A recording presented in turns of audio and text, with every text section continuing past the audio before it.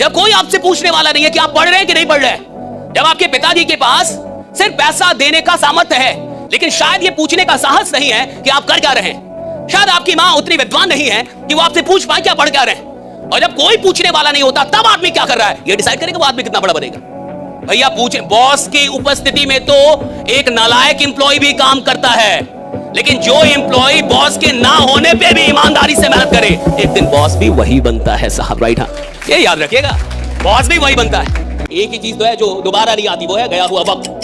पैसा फिर आ जाएगा साहब, पैसा बड़ी चीज नहीं है। लोग जो छोड़ के गए वो भी आते हैं साहब, जो आज आपको छोड़ के जाता है ना 2 साल बाद फिर कॉल करता है कि सर मुझसे गलती हो गई थी, फिर से ले लो मेरे को, फिर से टीम में रख लो, फिर आपके साथ काम करना चाहता हूँ। मैं पहचान नहीं पाया आपको। गए हुए लोग भी आते हैं, टूटे हुए रिश्ते फिर से बनते हैं, पैसा चला गया फिर से आप कमा लेंगे, प्रसिद्धि भी लौट के आती है। हार्दिक पांड्या की तो आई, पत्नी नहीं आई, प्रसिद्धि तो आई क्या? प्रसिद्धि तो फिर से आ गई। आईपीएल में प्रसिद्धि गई थी और वर्ल्ड कप में प्रसिद्धि लौट आई। हर चीज लौट के आता है साहब, बस वक्त नहीं आएगा। मुझे लगता है कि इस दुनिया में हर आदमी अमीर बनने के लिए पैदा हुआ है। मुझे ऐसा लगता है कि हर आदमी सफल होने के लिए पैदा हुआ है। और जब भी कोई आदमी पैदा होता है ना साहब पूरी पोटेंशियल के साथ, मुझे लगता है उसके अंदर हर पोटेंशियल है इस दुनिया में कुछ भी कर रही। आदमी जब इधर आता है ना पूरी पोटेंशियल के साथ आता है, लेकिन जन्म लेने के बाद वो कहां पे पला बड़ा, कैसे लोग उसको मिले, कैसा खानदान मिला, कैसा परिवार, कैसे माँ बाप, कैसे दोस्त, कैसे टीचर्स, इससे बहुत कुछ लेना देना हो जाता है।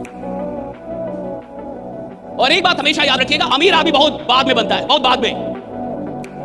जिस आदमी ने अमीर बनना है ना साहब वो पहले अमीर नहीं बनता, पहले उसको लगता है कि मैं अमीर बनने के लिए पैदा हुआ।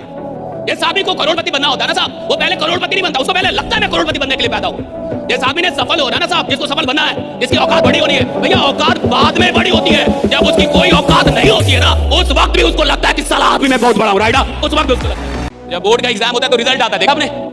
बोर्ड का 10th का बोर्ड रिजल्ट आता है तो आपने गांव में देखा होगा कि ऐसे बच्चे जो सेकंड डिवीजन आएगा, सेकंड डिवीजन, वो डीजे बजवाते हैं, और जिसका 90 से ऊपर आया वो रो रहा है 90, और जो सेकंड डिवीजन आया है वो डीजे बजवा रहा है, और पूरे गांव वालों को लग रहा है कितना नालायक लड़का ये।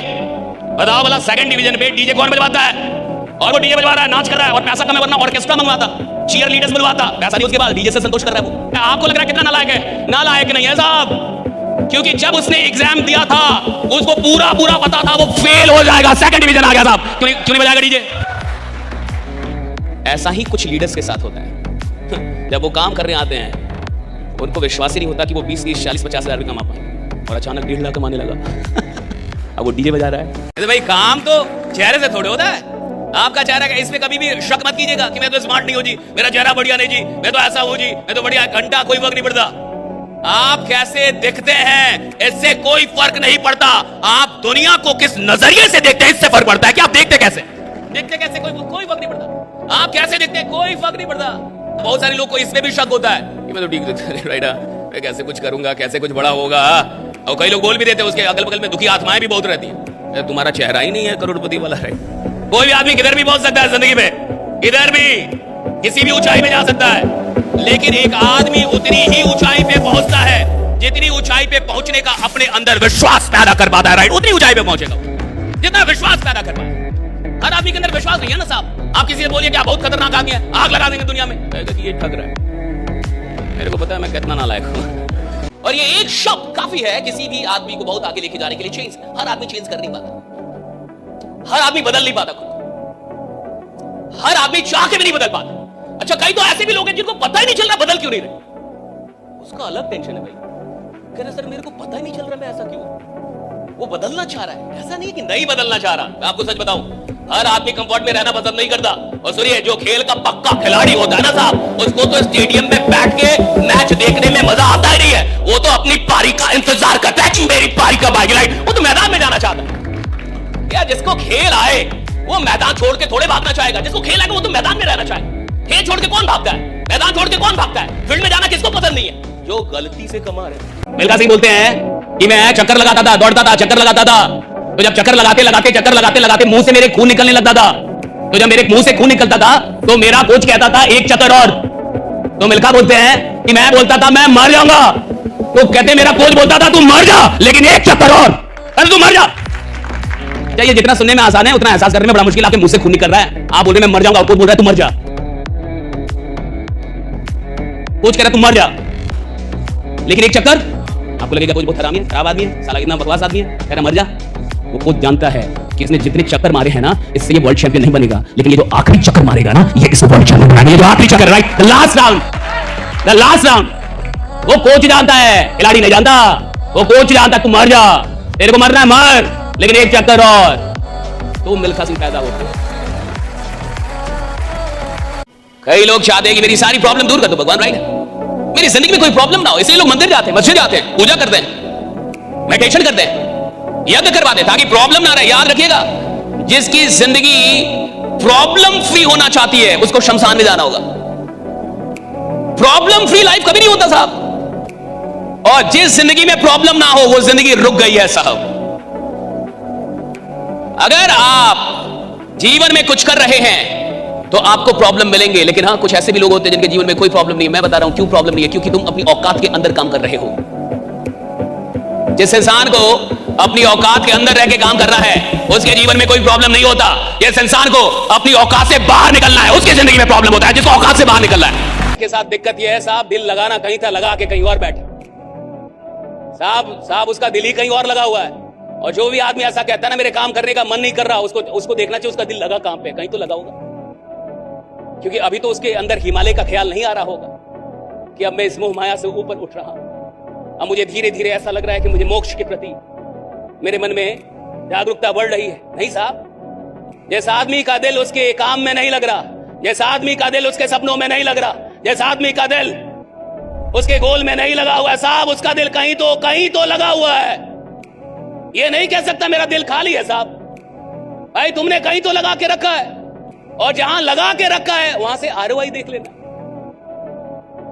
कि रिटर्न ऑन इन्वेस्टमेंट क्या है। और बहुत ऐसे लोग हैं साहब, बहुत ऐसे लोग हैं जो भी लोग, आपको क्या लगता है कॉमन कौन है, ऑर्डिनरी कौन है, किसकी इनकम ऑर्डिनरी रहती है, कौन आदमी कॉमन जिंदगी जीता है साहब, जिसका दिल काम में लगा ही नहीं है। Very simple. मुझे लगता ही नहीं कि किसी टैलेंट की आवश्यकता है, मुझे लगता ही नहीं कि कोई डिग्री चाहिए, मुझे लगता ही नहीं कोई स्किल चाहिए, मुझे लगता है सिर्फ एक चीज चाहिए कि इंसान को अपने सपनों से मोहब्बत कितनी है, राइट, अपने काम से मोहब्बत कितनी है। सिंपल है साहब। कुछ लोग ऐसे होते हैं जो इतना छोटा सोचते हैं कि उनको कुछ भी मिल जाता है तो लगता है मैं प्रधानमंत्री हूं, क्योंकि सोच ही बहुत छोटा रहे। तो आप कहां सोच रहे हैं, दैट्स वेरी इंपॉर्टेंट। आपके सोचने का स्टैंडर्ड क्या है, दैट्स वेरी इंपॉर्टेंट। क्योंकि चैंपियंस कहीं भी पहुंचते हैं तो उनको लगता है कि अभी बहुत कुछ बाकी है करने को, उनको लगता है अभी कुछ किया ही नहीं, उनको लगता है अभी और करना है भैया, और काम बाकी है, और बड़े गोल बाकी है। उनको ऐसा लगता है, जितने भी चैंपियंस इस दुनिया के, उनको लगता है अभी कुछ किया ही नहीं, उनको लगता है अभी शुरुआत है, कुछ किया ही नहीं। और जितने भी साधारण लोग हैं उनको लगता है कितना कुछ तो कर दिया, अब रहा क्या। तो कई बार वो कहते हैं मेरे को अब स्पेशल एक केबिन चाहिए सर, और सर ये इतने से नहीं चलेगा, थोड़ा इसको डबल करवा दीजिए। उसका सारा ध्यान इसी पे है कि केबिन कैसे डबल हो जाए। और वो कंपनी से बहुत नाराज है कि सर 3 महीने से बोल रहा हूं मेरा केबिन अभी तक डबल नहीं। भले उसके सेल्स 2 साल से वहीं पे अटके हुए हैं। सी फील्ड से प्यार कीजिए। एक खिलाड़ी कभी भी कुर्सियों से मोहब्बत नहीं करता, वो मैदान से मोहब्बत करता। मैदान से मोहब्बत, कुर्सी से मोहब्बत नहीं। दुनिया में जो आम आदमी है वो सफलता के लिए काम करता है कि मैं सफल हो जाऊं, उसकी एक डेफिनेशन है सफलता की, काम भी उसके लिए करता है वो। मुझे बताइए कि अंबानी सब क्यों काम करते होंगे, मार्क जुकरबर्ग क्यों काम करता होगा, एलोन मस्क क्यों काम करता होगा? क्या वो सफल नहीं है? सफल तो है। वो काम ना भी करे तो कोई फर्क पड़ेगा? फिर ये काम क्यों करते हैं? ये इतने ज्यादा सफल लोग काम क्यों करते हैं? Because they don't love success, they love growth. 2 चीजें हैं दुनिया में, एक है सफलता और एक है ग्रोथ। सफलता का मतलब कि कोई डेस्टिनेशन है, कुछ पाना चाहते थे, मिल गया, that's okay, that story finishes here, right. Growth का मतलब है ये जितने भी बड़े लोग होते हैं ये ग्रोथ एडिक्टेड हो जाते हैं, इनके दिमाग में ग्रोथ घुस जाता है। इनको ग्रोथ चाहिए साहब, इस बार 5000 करोड़ हुआ, अगली बार इनको 6000 करोड़ चाहिए, इनको ग्रोथ चाहिए। ये सफलता के पीछे पागल नहीं है, ग्रोथ के पीछे पागल है। ये दिन रात ग्रोथ के बारे में सोचा। भाई क्यों काम करेगा अंबानी 14 घंटे 12 घंटे, क्यों काम कर रहा है एलोन मस्क? भाई जब पहले से उनके पास इतनी काम क्यों कर रही है? भाई कोई तो कारण होना चाहिए। कोई तो फैक्टर होगा जिसके लिए ये ग्रोथ के लिए काम, इनका सारा ध्यान ग्रोथ पे है। मेरी कंपनी, मेरे लोग, मेरा टर्नओवर, मेरे शेयर, राइट, ग्रो कर रहे हैं। आप दुनिया में जितने भी सामान्य लोगों को देखेंगे वो सफलता के लिए काम करते हुए आपको मिलेंगे, और जितने भी असामान्य लोगों को देखेंगे वो ग्रोथ के पीछे पागल होंगे, राइट, वो ग्रोथ के पीछे कि मेरा ग्रोथ हो रहा है कि नहीं। बात समझिए, अगर आपको सच में धंधे में आगे जाना है तो धंधे का गणित समझिए और ये चीजें समझ जाइए कि 3 चीजों का सीक्वेंस बैठा लीजिए। थोड़ा साहसी होना होगा। अगर एक मिडिल क्लास जिसमें 4 लोग हैं और 4 लोगों के पास मोबाइल है और 20-20 हजार की मोबाइल यानी 80,000 का मोबाइल, अगर एक मिडिल क्लास का एक परिवार 80,000 रुपए खर्च कर सकता है अपना वक्त बर्बाद करने पे कि पापा आप अपना कीजिए मम्मी आप अपना कीजिए, और 2 नालायक बोल रहे हैं कि आप लोग हमारे बीच में मत घुसिए हम भी अपना अपना करेंगे। 4 लोग 4 मोबाइल चला रहे हैं। आप सच बताइए, क्या उन मोबाइल फोन का इस्तेमाल ऐसे हो रहा है जैसे वहां से विद्वान पैदा होने वाले लोग? बोलिए, क्या मोबाइल का ऐसे इस्तेमाल हो रहा है जहां से विद्वान पैदा हो रहे हैं? मैं तो कहूंगा जब मोबाइल फोन नहीं था तब ज्यादा विद्वान थे समाज में, तब ज्यादा जानकार लोग। तब के ग्रेजुएट से कुछ पूछिए तो बता भी देता था। आज के ग्रेजुएट से पूछिए कि मनोविज्ञान में उसने स्नातक कर लिया है, पूछिए मनोविज्ञान किसे कहते हैं, कहता है रुको चैट जीपीटी खोलने दो। बोलिए मैं गलत बोल रहा हूं भाई? तो 80,000 रुपए एक मिडिल क्लास वक्त बर्बाद करने पे लगा सकती है, तो भाई कुछ पैसे अपने किस्मत को बदलने के लिए बिजनेस शुरू करने में क्यों नहीं लगा सकती है? राइट है, वही नो।